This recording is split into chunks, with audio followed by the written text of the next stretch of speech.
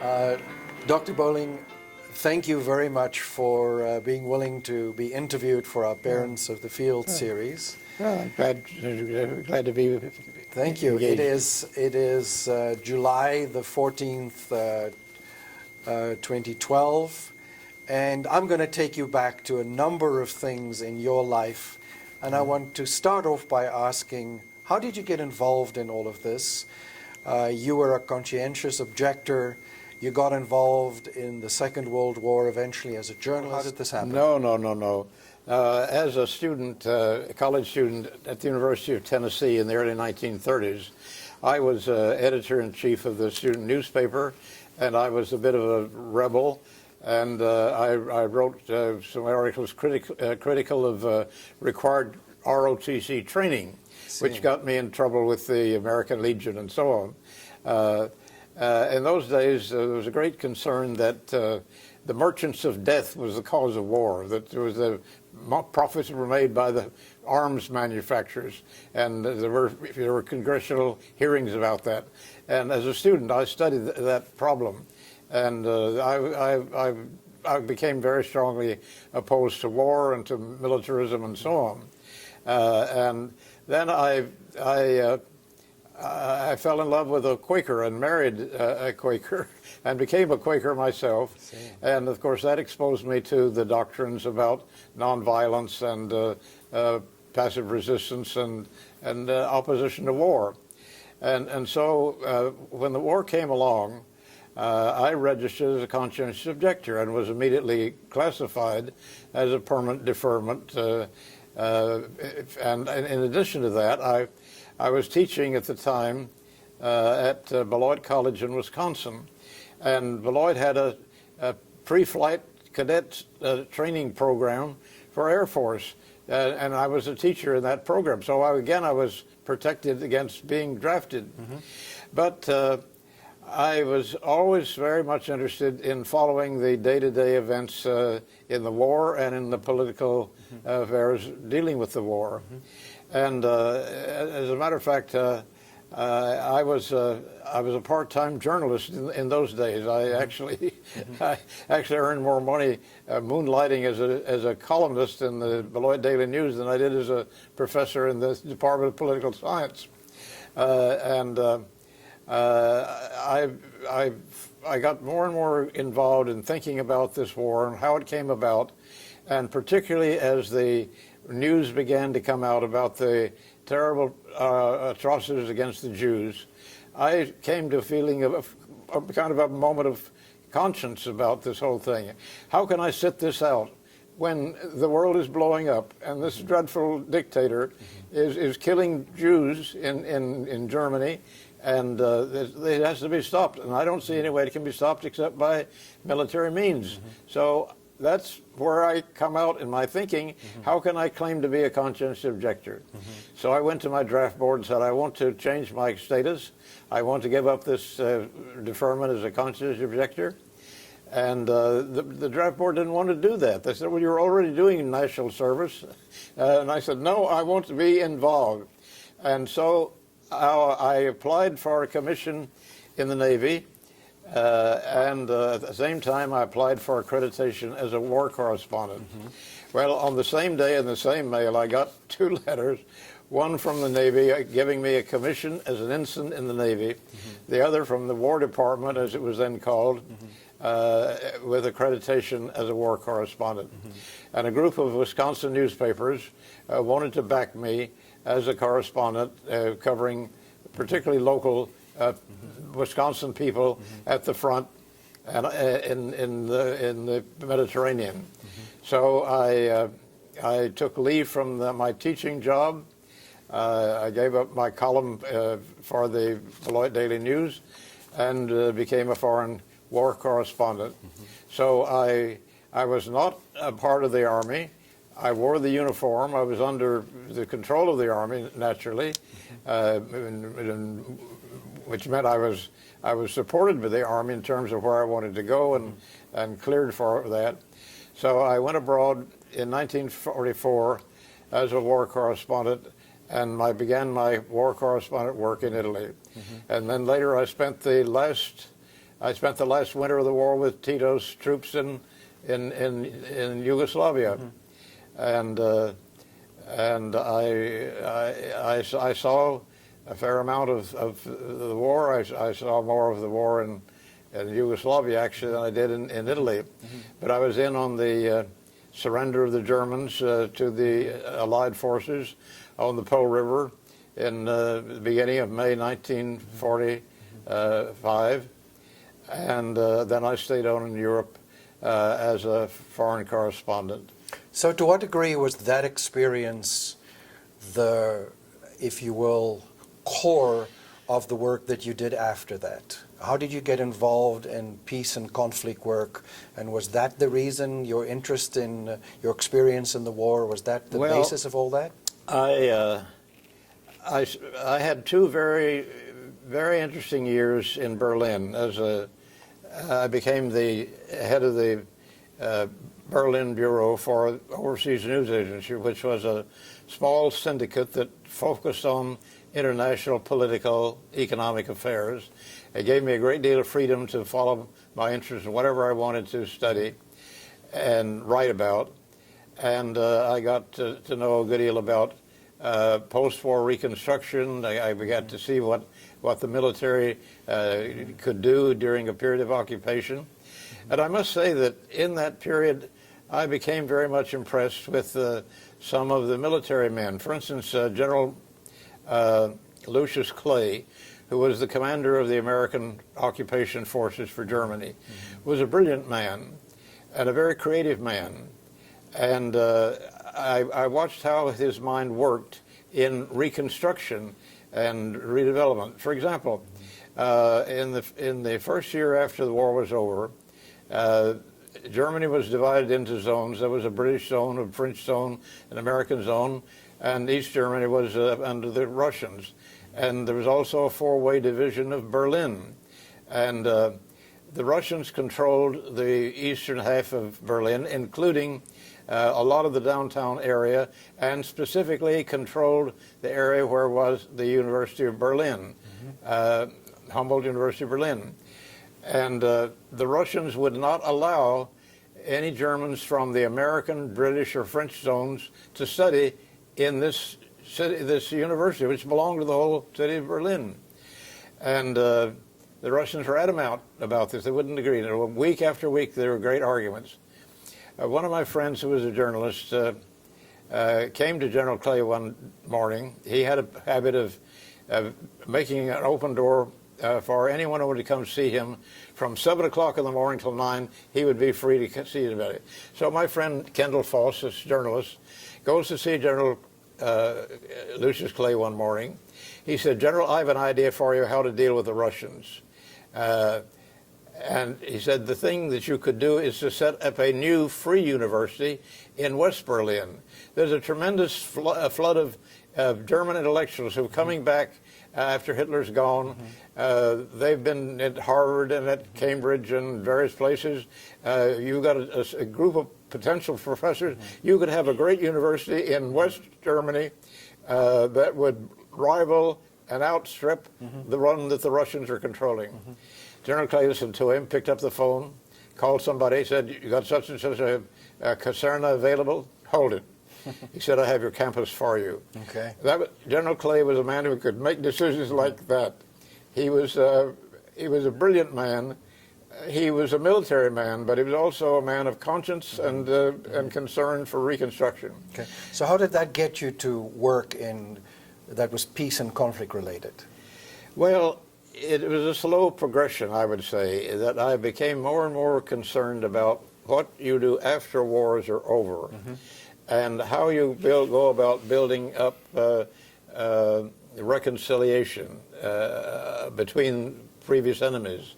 And I saw that happening on the ground in Germany. I suppose that may have been the beginning of very faint interest in conflict resolution as such. But it was only as I got back eventually to the academic life that I became interested in it.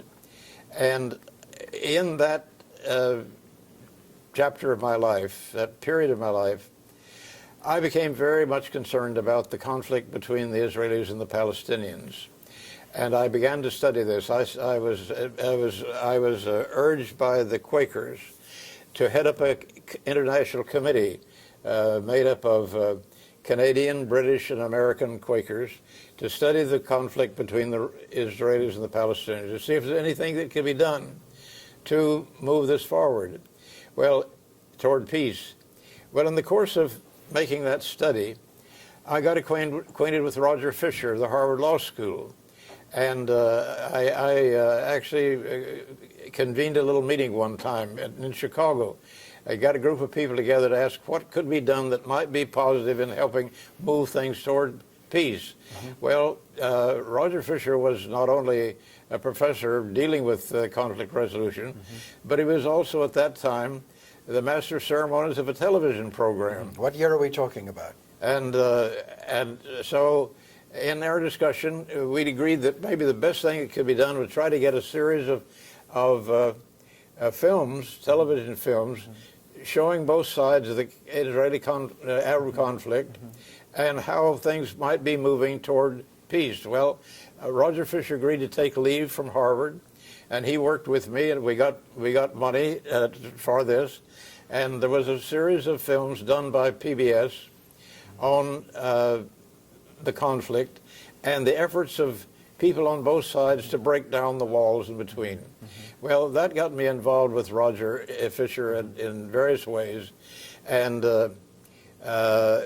he not only took time to come to the Middle East with me, but I also spent time at Harvard with him. And then he wrote this little book called Getting to Yes, which was became very popular, and he created a small non-governmental organization to promote these ideas, and he asked me to join the board, which I did, and we helped to set up a rather extensive board backing. And then he asked me if I wouldn't join the staff. So I spent 5 years at Cambridge working with the conflict management group under Roger Fisher's direction. Are we talking about the 60s now, or when? We're talking about really the 70s. Shortly after the Second World War came the Cold War, the nuclear age. Did that, was that a part of your interest in this field? Certainly, it had to be in the background of my mind. There's a fear about a nuclear war concerning the Russians. As a matter of fact, in the middle of this period, in the early 70s, I became active in a group called the Dartmouth Conference, which was organized by Americans and Russians. This is back in the Eisenhower days, when the Cold War was at its peak. And a group of intellectuals and academics and also some prominent figures like David Rockefeller said, we've got to find some way to have decent conversation with the Russians. And Eisenhower was all for that, and later on others. And so there was formed this group called the Dartmouth Conference that met once a year for a week or so, once 1 year in the Soviet Union, the next year in the U.S. And I became active in that organization for 10 years. So I was getting direct experience in trying to overcome these difficulties through discussion dialogue. Now, in the beginning, it was rather frustrating because we would have the meetings with the Russians, and they would come with prepared speeches.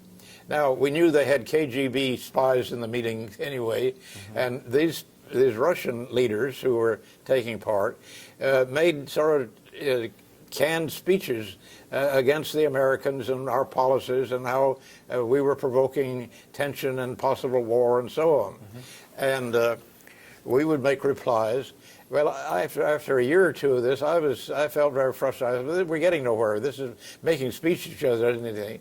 So I proposed that we see if we could find some joint things we could have subcommittees to work on. I say, for example, we both have concern about maintaining peace in the developing world. We have interest there, but we don't want to get into conflict in Africa. We don't want to get into conflict in the Middle East. Why don't we have a little group that would study how the Soviet Union and the United States might exchange ideas about our relationship to these parts of the world where we're not directly in opposition, but where we have common interests. Okay. And this was agreed to. So we set up a special task force on Soviet-American relations with the developing world, and particularly with the Middle East. And I was asked to co-chair it with a Russian named Primakov, who later became Prime Minister of Russia. Mm-hmm. Anyway, Primakov and I worked together for 3 or 4 years in this committee of the Dartmouth Conference. So I had this kind of, you might say, hands-on, practical, grassroots experience working with the Russians in a tense situation. And that was further convinced me that the area of rational conflict resolution was something we ought to be taking seriously. As somebody who's also had an academic career, what did you call it at that point? Was there a field of peace studies, conflict studies, or did that not exist? What year are we talking about? Oh, well, here? There were peace studies going on, yes. And by this time, I became a professor and then later president of Earlham College, a Quaker college. And we developed an extensive peace studies program. And we made a tremendous number of overseas experiences available to our students. So that again, I came at the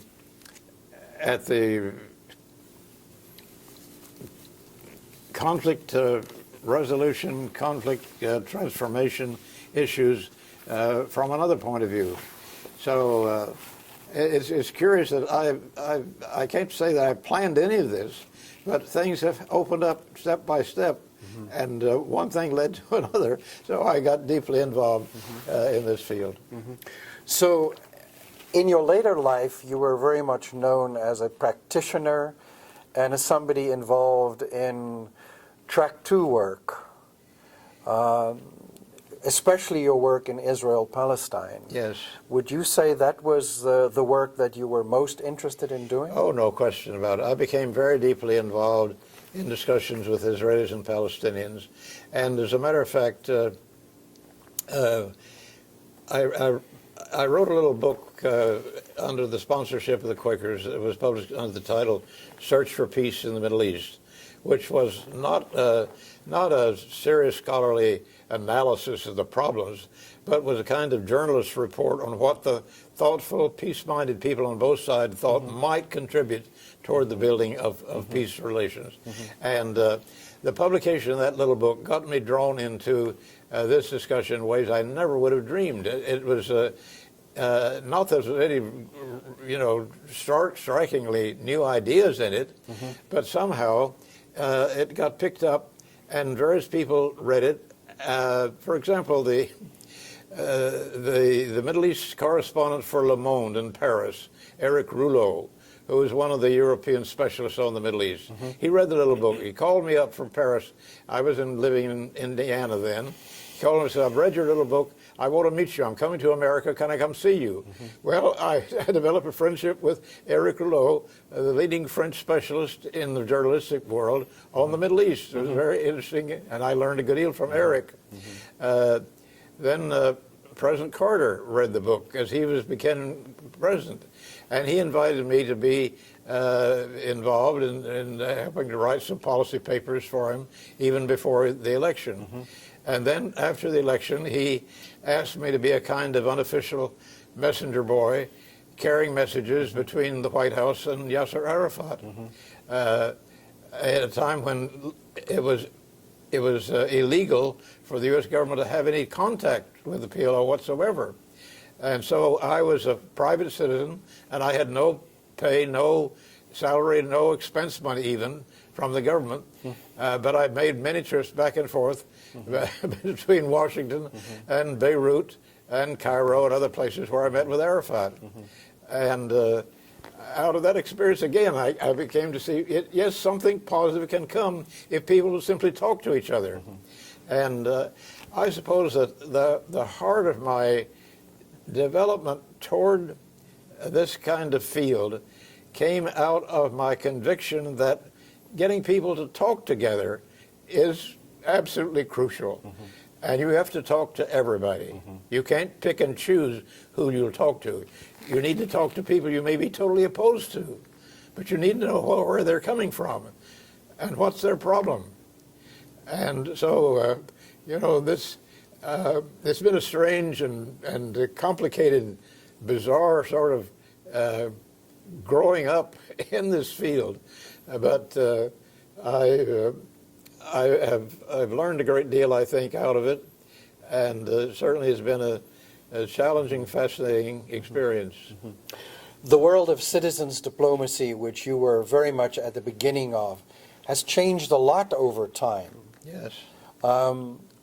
In an earlier interview that Chris Mitchell and I did with you for an article comparing track 1, track 2 work, if I may, you were kind of pensive, even somewhat emotional, if I may say so, at feeling that while people listened to you in the Israel-Palestine situation, I sensed a sense of frustration that there never was a breakthrough from the citizens' diplomacy work. Is that fair? Well, it's true. There's no question that I was greatly frustrated and disappointed that we didn't get any breakthrough. And I think the thing that I didn't understand, I didn't realize for a long time, was how fixed and firm certain positions were on each side. Certain issues were absolutely central to the Palestinians, and other issues were central to the Israelis. And unless you were able to understand the centrality of those positions, you were going to be frustrated. You get nowhere. And for example, that's still a problem, because if you can leap to the present moment where, again, talks between the Palestinians and Israelis have broken down. The Americans have tried hard to get them restarted. But I think it's neither track 1 diplomacy nor track 2 diplomacy will work so long as we are bemused by mythologies, ambiguities, misperceptions of what the people really want. And I think there are two things that stand out with regard to the Palestinian-Israeli conflict. One is, we in the West, we Americans, and also the Palestinians, do not take seriously the determination of the Israeli leadership to hold on to all of the land between the Mediterranean and the Jordan Valley. We've had endless discussions about stopping the building of settlements in the West Bank, as if this were the big issue. Well, why are the Israelis building the settlements? Why have they gone down that road? It's very simple, I think, though I didn't understand it for years. Building settlements in the West Bank was the surest way to prevent the emergence of two-state solution. The mythology has been that everybody's for the two-state solution. Well, that is very questionable. And it's very clear that the Israeli leadership, from the beginning, have wanted all the land. You go back, and I've done some good deal of research recently. Ben-Gurion, the founding prime minister, made it very clear from the beginning days, we claim all of the land. President Carter had prolonged negotiations with Begin, for example, and got Begin to agree with Sadat to a peace treaty between Egypt and Israel, one of the phenomenal achievements in this whole period of diplomacy. But in Mr. Carter's reports about his experiences with Begin, it stands out that he was constantly frustrated with the fact he was never able to persuade Mr. Begin to adopt the idea of swapping land for peace. That Begin had from all the way through his association, Begin was insisting, no, we cannot give up any of the land we have taken over since the Six-Day War. And I think somehow American diplomacy, Palestinian efforts at diplomacy have been going down the wrong track because they did not take into account the firmness of this determination by the Israelis to hold on to all of the land. You've been at this Israel-Palestine for over 30 years. More than 40. More than 40.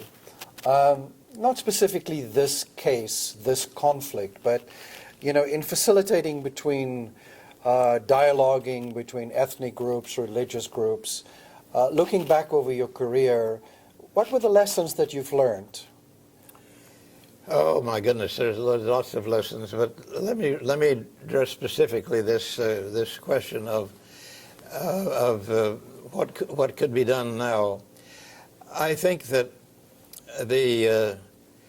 if there's not to be a two-state solution, what then is the solution? Is it an Israeli apartheid state, which a lot of people are accusing the Israelis of wanting? I don't think Israelis want an apartheid state, but they don't want to give up control of all the land. They want to have access to all of it. They want to have the settlements to stay there.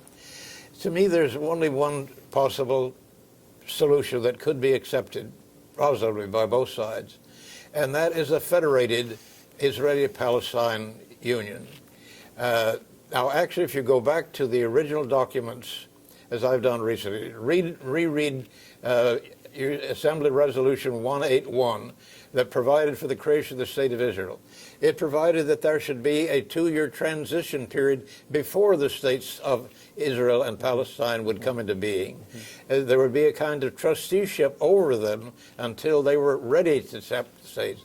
And then once the two states were being created, from the beginning they would be linked together with close cooperation on economic development and security matters and so on. None of this happened. They rushed immediately to create the State of Israel, didn't create the Palestinian state, and things have been in limbo for all these many years.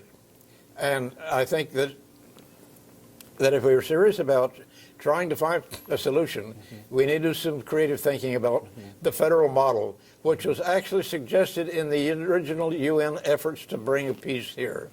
And that, I think, is where we've missed the boat. Okay. If I can then take you back to a broader conversation about your career. Dialogue between groups in conflict. You've been at the idea of citizens diplomacy, as you say, for over 40 years. Right. Let's say I'm a new student in this field, and I'd say, what did you learn? What would you not have done? How should I think about this? How would you answer that question? Well, there are many answers to it. One is that I would say to them, though it's something it's so obvious, but still it needs to be said over again. Listen, listen, listen. Find out what people are really thinking. Try to get behind. Well, here you get back to some of Roger Fisher's ideas. Instead of having people simply repeat over and over again their positions, which everybody knows, see if you can get behind the positions of what are their interests. What do you really need? What is it that's essential to you for you to have a peaceful existence? And I think this is where I think that's one of the major lessons I learned. Let's get behind stated positions and arguments over those positions and try to find, if there's a possible way, to identify what are the essential needs of each side. That's the lesson I think I've learned. Mistakes that people make in this regard, in this kind of work? Well, I think that there have been lots of mistakes made. One has been not listening well enough, not being able to get behind the position to the interest, not being creative enough in thinking what are possibilities. One of the things that Roger Fisher stressed in his training programs was, let's put on the board all the possible things that might be done, even if they seem totally impractical. Don't start saying, well, of course that can't be done. Put it down. And out of the brainstorming about endless possibilities, maybe you can begin to see what there would be a beginning that could be taken. You mentioned Fisher. Other people, organizations, conferences, what really influenced your work in this field? Well, I have a too long list to get into, but I've been very much helped by personal acquaintance with a number of diplomats and former diplomats. Much of what I've learned in conversations with people who've been in the thick of negotiations. I've been very fortunate to have known, just two examples. Two men whom I respect very highly are two former national security advisors. Dr. Zbigniew Brzezinski, who was a national security advisor to Carter, and Brent Scowcroft, who was advisor to Bush 1. These are two brilliant men. They're very honest men. They are widely experienced in international affairs. Scowcroft, of course, has a strong background in the military. But these men have a broad vision of what a peaceful world could look like and how conflicts could be dealt with. And I've learned a lot just by knowing these men personally and being able to talk to them about some of the issues that come along. And that's been true of other people that I've met over the years. I value very much the long friendship I've had with President Carter and much discussion with him. I had, interestingly enough, some discussions that I think back on now with Richard Nixon when he was president. He was a failed president, we all say, but he got into great trouble. But he was in many ways a very brilliant man. And how he opened up America's relations with China is a fascinating story. And I know the whole background of this because before his re-election campaign, where he got into trouble with the Watergate affair and so on, I was at a party one night at the White House, and I went up to talk to him afterwards and made my usual pitch. Well, I hope you're going to be still working on peace between the Palestinians and Israelis. You know, that was more than 30 years ago I had that conversation. And he said, well, yes, we're working on that. We'll continue on that. But he said, but I want to tell you, after my re-election, I'm going to do something that's going to shock even the Quakers. And he punched me in the ribs. He said, I am going to bring China back into the family of nations. It is impossible that the most numerous, the most industrious, the most entrepreneurial people on earth should be permanently excluded from the family of nations. And they were not allowed to be in the UN. And there was a commission, and actually I was on this commission to examine what new policies we might have in the UN. And some of us put forward the idea that we should get the U.S. government to drop its ban on membership in the UN for China. Well, conservative Republicans on that commission went up in smoke at this idea. Oh, no, these terrible communists, we can't do that. The president would be offended. But President Nixon told me this privately, that he was trying to get this done. And then later on, I got the story from General Haig, who was his chief of staff. And I discussed this with him. He said, look, well, let me tell you how all this began. This was not a sudden whim of Nixon. From the first week of his occupancy of the White House, he said to a group of us, we are going at some point to have to change our policy toward China. I don't know how we do it. It's very tricky. It's a very delicate business. I want you to get the best brains we've got in the country. I don't care who they are, whether Republicans or Democrats, conservatives, liberals, academics, business people, journalists, whatever. People know something about China. I want to figure out how are we going to shift from where we are to where we've got to have to be. And he said, and so what was decided was we would send a few very discreet signals. For example, the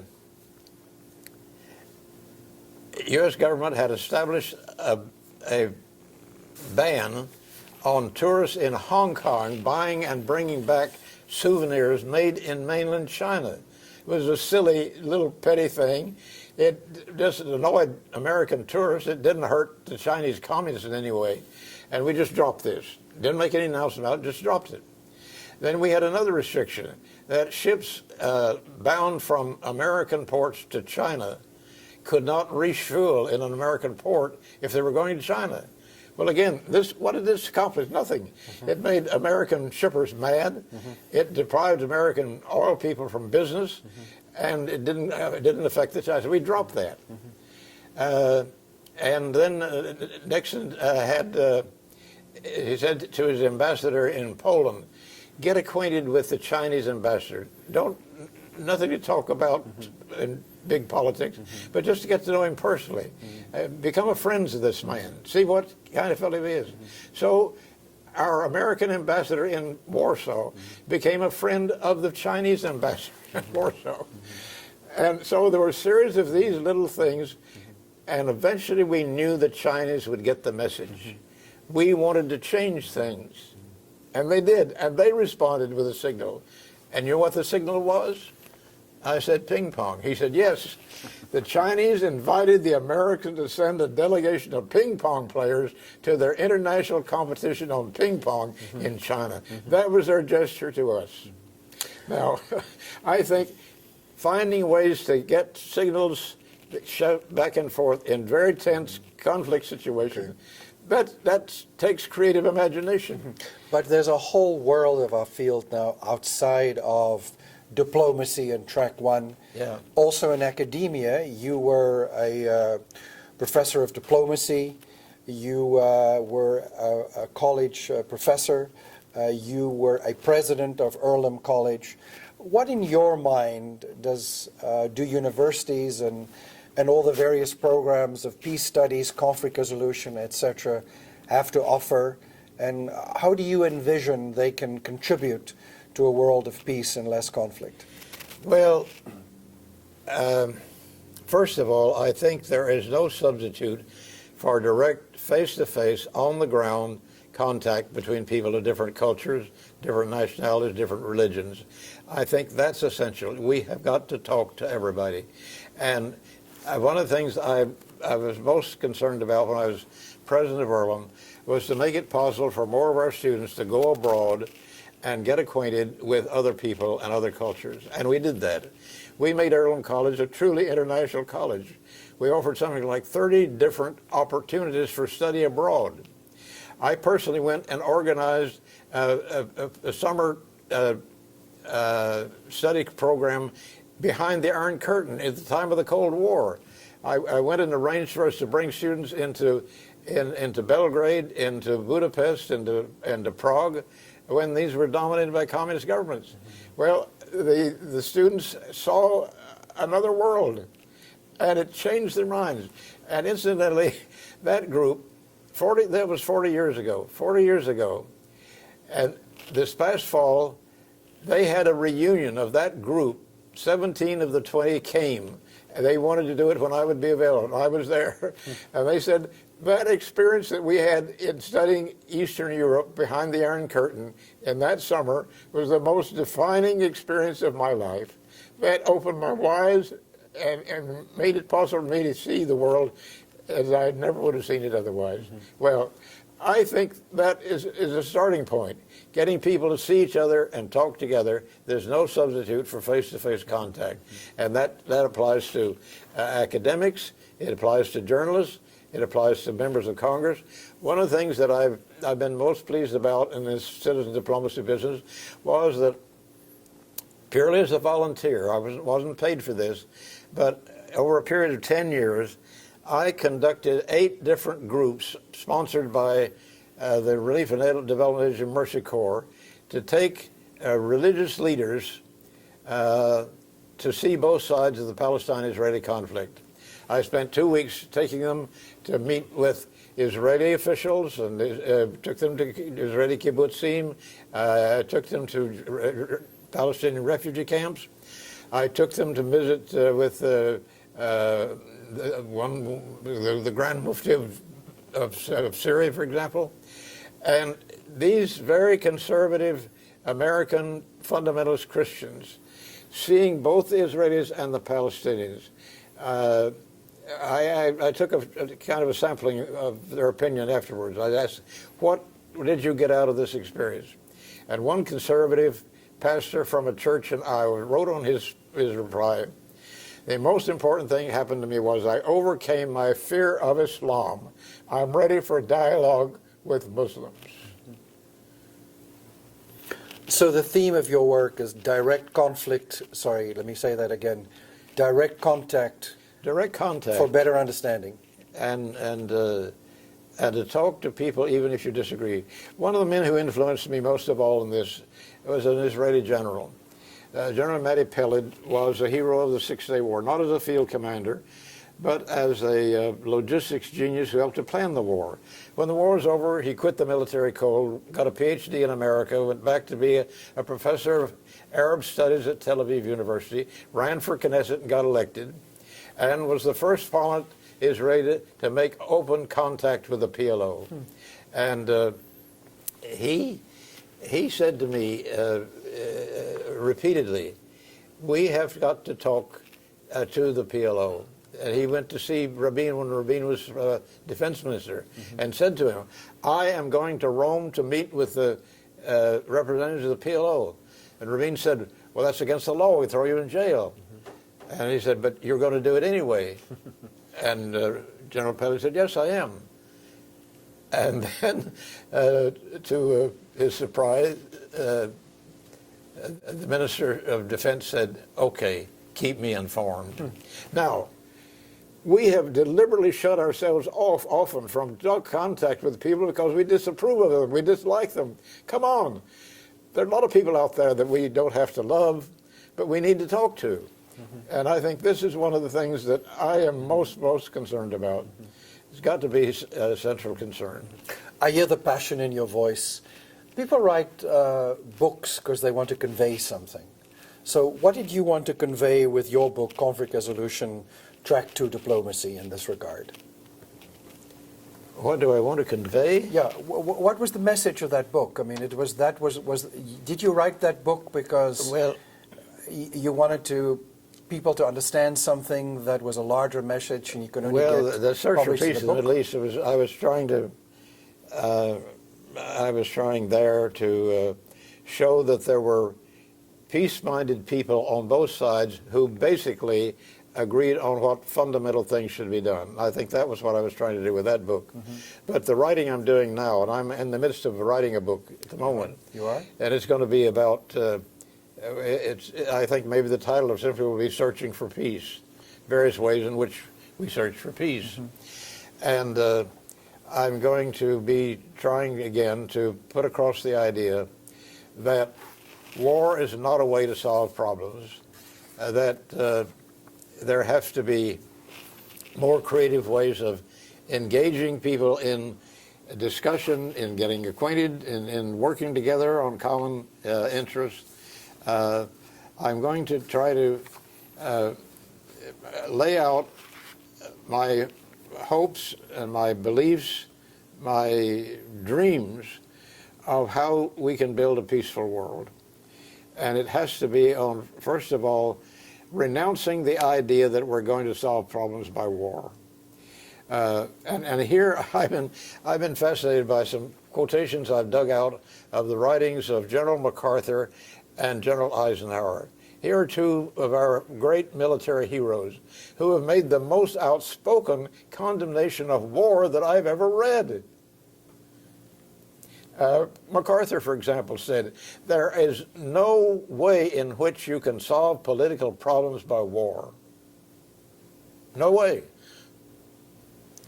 And he says the most horrible thing that can be done is to go to war. A general. So, looking back over your career, starting with your experiences in the Second World War, has anything surprised you about the development of the field and study and practice of peace and conflict, and how people get involved in trying to do something about that? Well, no, I guess I got over being surprised long years ago about what can be done. People often say that people working on peace and human reconciliation are naive, they're idealistic, they're not really realists, and so on. But I've been impressed over and over again about what can happen, and if you have a dream. Now, Father Hesburgh, the president of the University of Notre Dame, had a dream about developing peace studies programs at Notre Dame. He made speeches all over the country about how universities were missing the boat by not taking seriously the academic study of war and conflict and how you could solve them. So he made these speeches. Well, he made a speech like that one time in San Diego. And in the audience was a woman who listened to him and came up after and said, Father Hesburgh, you say you want to start a program of peace studies at Notre Dame. How much money do you need for that? And he said, well, I'm trying to raise $8 million. She said, well, let me know where to send it. I'll send you a check. Mrs. Kroc, the heir to the billions left by the founder of this chain of hamburger joints, she helped to fund that organization, and it got started. And Father Hesburgh's idea was that originally he would start with a master's program, and he would get people from opposite sides of conflict areas. I was then living in Jerusalem. He called me up and he said, Landrum, we're getting this program underway, and we're going to give scholarships to teams of people from both sides of conflict areas. Can you get me a Palestinian student and an Israeli student who would come and spend a year at Notre Dame studying the questions of peace? So I was able to do that. I got an Israeli woman officer who had been in Israeli intelligence. She wanted to do this. I got a Palestinian who had gotten a bachelor's degree in English literature. He took it. Well, these two people went and took the training. The Palestinians came back, and on the basis of what he had learned about American and Western techniques of conflict resolution, related to some of the ancient traditional Muslim ways of dealing with conflict, he developed a Center for Conflict Resolution in Bethlehem, which is flourishing today. It goes with the name of WIAM, Palestine Center for Conflict Resolution. I asked this young man now, he's been at this now for more than 10 years. I asked him, how many, do you keep track of these cases you handle? He handles all kinds of cases: land disputes, border disputes, family quarrels, automobile accidents, murders, rapes, everything. He will open, and he does it without charge. And he said, well, up to this point, we've taken about 1,800 cases. I said, can you figure out how many you think were successful? He said, well, we try to analyze these and keep a record of it. I'd say 80% of these cases, we would say we helped. We made a difference. Now, I don't know how much farther you can push that idea, but there are people out there trying to apply these ideas to practical conflict situations, and that to me is very encouraging. You've worked in places such as Bosnia. Yes. What were the lessons that you've learned about what we're doing right or wrong in places like that, in post-conflict situations? Well, you know, I asked a leading Bosnian politician this once after the Dayton Accord was agreed on, and this Bosnian politician said to me, well, the bit of advice I would give you is this. One lesson I think should have been learned. If you make a threat, carry it out. If you're not going to carry it out, don't make it. You Americans made a threat in 1993 that you would bomb if the Serbs didn't stop the fighting. But you dropped a few bombs on a runway on an airfield that didn't do any damage. It didn't kill anybody, it didn't destroy any planes, blew some hole in the runway, and it could be patched within a day. That's all you did. In 1995, you made a threat, and you did it. You actually bombed, and that put an end to it. If you're going to threaten to use force, deliver. If you're not going to do it, don't threaten, because then you lose credibility every direction. Now that, I don't say that's my lesson, that's the lesson that this Bosnian politician gave me. But I did have an experience once that I found very revealing. The U.S. Institute of Peace sponsored a meeting of Kosovo Albanians and Kosovo Serbs. We held it at a retreat center in Virginia. We had a lot of discussion about how the two sides need to get together and exchange views and so on, and we're moving toward a final session in which there was to be a resolution recorded that announced what had been done. And in the early stages of that morning session, apparently there was a mumbling around, and an American ambassador was there, came and talked to me. He said, "Landrum, this thing is about to blow up." I said, "What do you mean it's about to blow up?" He said, "Well, there are a couple of women, Albanian, Kosovo Albanian lawyers here, and they say that this thing is moving in a direction they cannot accept, and they're going to walk out, they're going to create a scene. I want you to come talk to these women." So I went over to talk to them. And the two women started talking. One of them said to me, "I know we have to move toward reconciliation. I'm for having a conference like this, but we're being pressed into making the statements that I'm not ready to make yet. I have a great burden on me, a great suffering in me that's not dealt with. And nobody has heard my story. People have to hear my story." I said, "Well, what is your story?" And she said with tears in her eyes, "The Kosovo Serbs came into my garden and killed my husband in front of me and my children, and nobody has heard my story."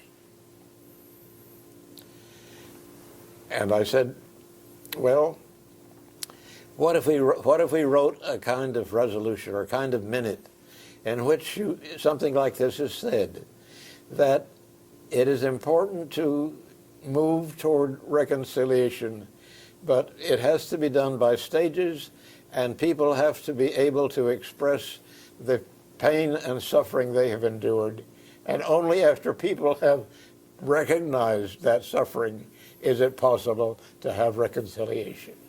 So I wrote this out, and we went over it together.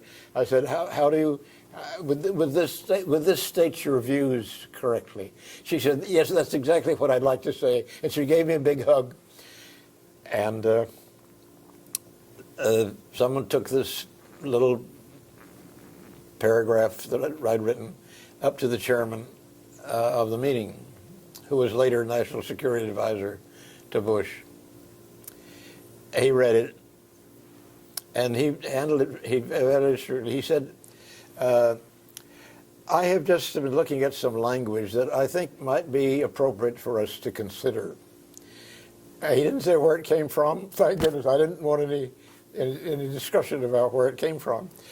But he said, "Here is some wording that maybe it deals with something we ought to be." And so he read it out, and there was unanimous agreement to approach it. The ladies who were about to blow up the meeting were pleased, and we had a united action. Well, this to me was a real lesson. People's pain and suffering have to be recognized In order for them to move on. What? In order for them to move on. In order to move on. You can't bury it. If you bury it, it's still there. Maybe you don't like the word legacy, but what would you like to be remembered for in this field? Well, legacy, I tell you, a message I'd like to get across, and it's going to be sort of the culminating chapter in my book. And it is simply a very simple thing. Wars are obsolete wars have no place in American or European or any culture. Wars need to be abolished. This is not a way to solve anything. Let us do everything we can to make clear we are going to find alternatives to any conflict that is not war. Dr. Bolling, there soon will be a Landrum Bolling Center for the Social Sciences and Interdisciplinary Studies at Earlham. What would you like them to be teaching or doing in terms of peace and conflict? Well, let me say, first of all, the name is attached to the building there. It's they built this building for the social sciences and interdisciplinary studies, including the foreign study programs. They have their offices there, and it's a wonderful classroom building. And I have an office there they've set aside for me, and it has a unusual for a classroom building. It also has a dining room for they can seat maybe 70 or 80 people, and have a kitchen attached. And so it's become a place where people can gather in relatively small groups and have informal discussion and a meal together. That's a very nice feature of it. The Earlham programs in international studies are very extensive.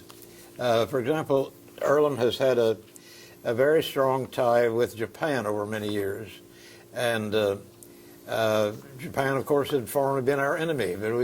But one of the first appointments I made when I became president of Earlham was a young man named Jackson Bailey, who had actually been my protege as a political science major at Earlham, and then later went to Harvard, where he was the protege of Reischauer, the great expert in American scholarship on Japan, and later was a U.S. ambassador to Japan. And with Reischauer's help, we developed a very extensive program in Japanese studies, which is unusual for a small college. And that has flourished and over the years, and I got very deeply involved in planning that. I spent a month of August once in Tokyo in discussions with the leaders of the president and dean and others of Waseda University, and we established a tie there. And I had a brainstorm in the midst of all this. I said to the president of Waseda, you know, the Japanese language is extremely difficult. Most people don't have the patience and the courage to really tackle it. But a lot of people would like to learn about Japanese history and art and politics and philosophy and so on.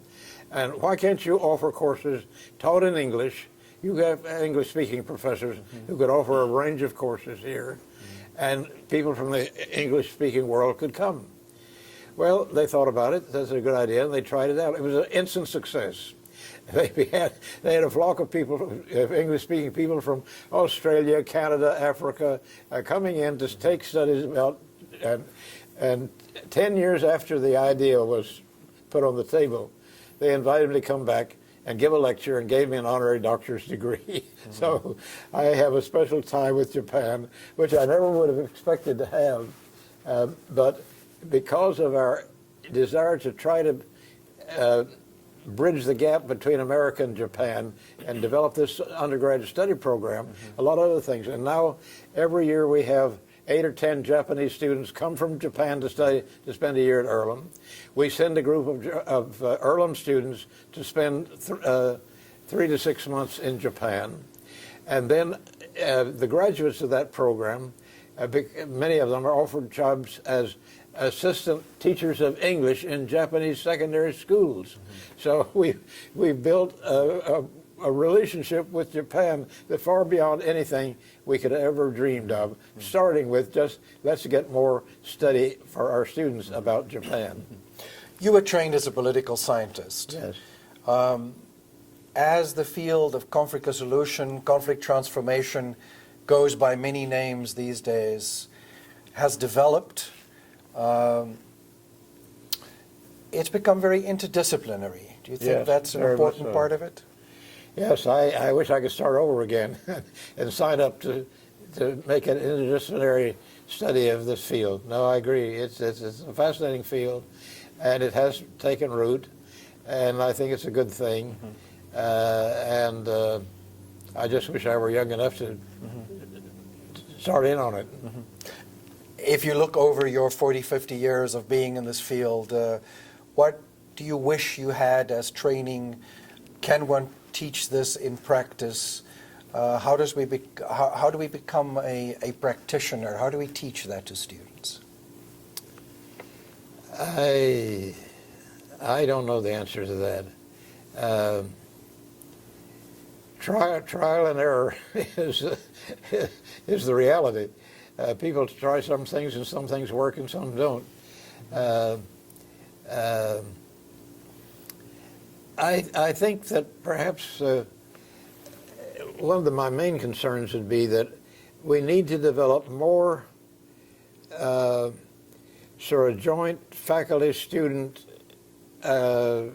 cooperation, joint research, and so on, rather than just listening to professors lecture and tell people what they should do and think. I think interactive, participatory, student-faculty engage it's difficult to make it properly, but I think it's something that we ought to be putting to the fore. One of the things that we did at Earlham in several fields was to develop joint faculty-student research projects, and for students to get engaged in, for instance, in the sciences, learning to think like a scientist by working with a scientist on a serious, practical, scientific problem. Their students learn in a way they never would have learned just by going through the traditional classroom coursework. Looking back over your career, what would you say were the things that surprised you most? Surprised me? Yes. The development of this field? Could you have imagined how it developed in the last 50 years? No, I didn't. I didn't imagine how it would develop, and I guess I was actually so busy with the day-to-day implementation of whatever we were trying to do that I didn't give a lot of thought to what the long-term development would be. And you know, it's a curious reality of life that so many of the most important things that we've done in our lives, we never planned to do it all. It happened. The door opened. You did something, and that triggered something else, and first thing, you're down a road you had ever expected to travel. I think learning to be flexible, learning to be open, learning to listen and to hear people, and to see how something new might come into being. I think that's crucial. I never would have dreamed that my life would have taken the directions that it took. Never. So, if you had hopes and dreams for this field, what would it be? I have hopes and dreams that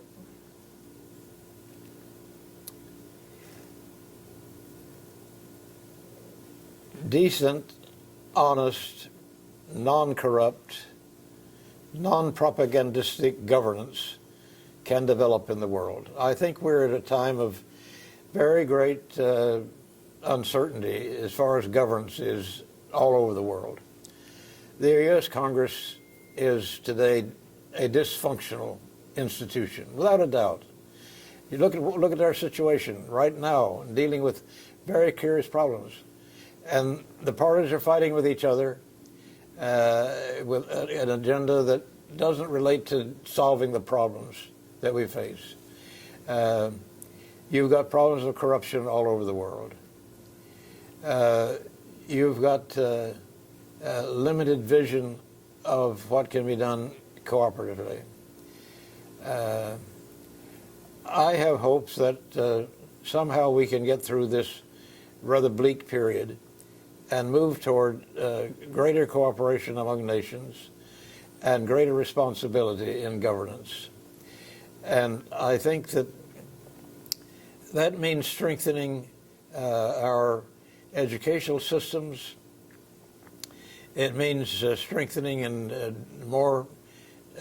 greater democracy in the way in which we apply our patterns of governance.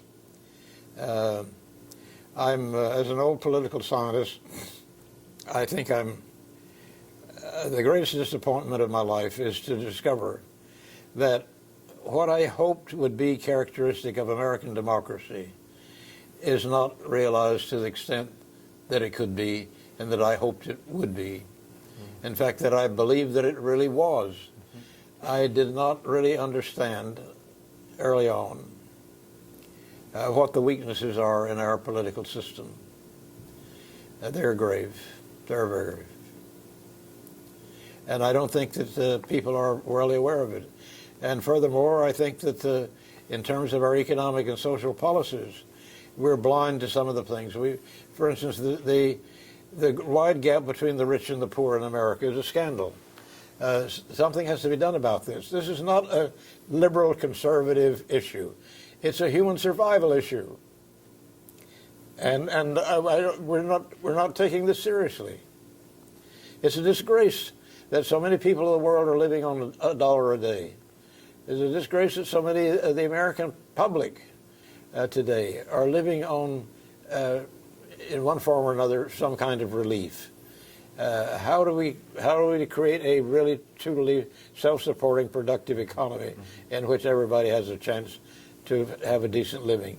Those are challenges that our society faces, and I don't think we're dealing with them with any kind of serious responsibility.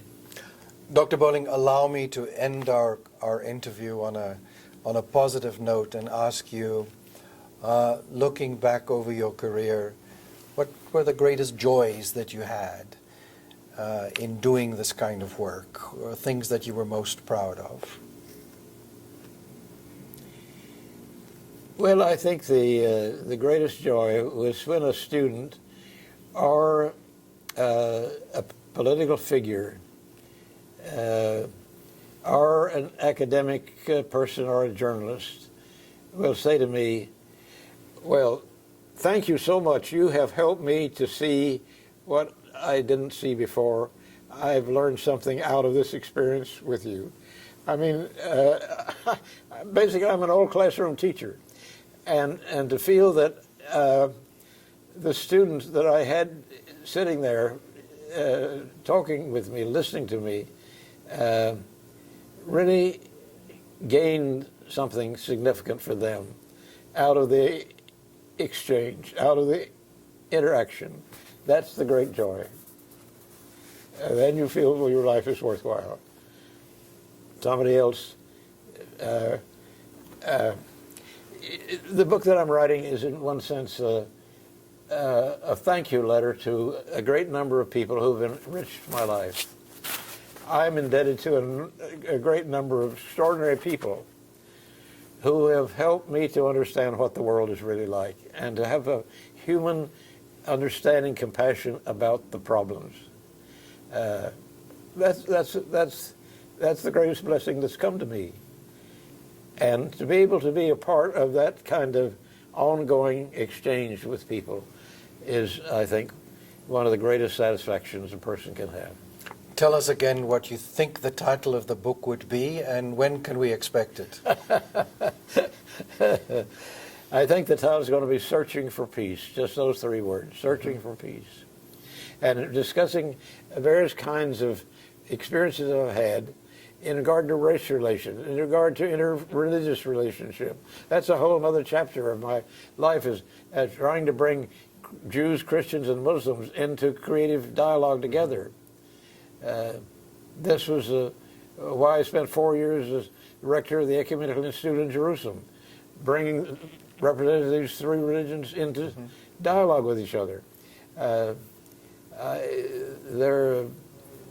There's no end to opportunities and needs to do that. How far along is the book? Oh, I hate to say. I need to.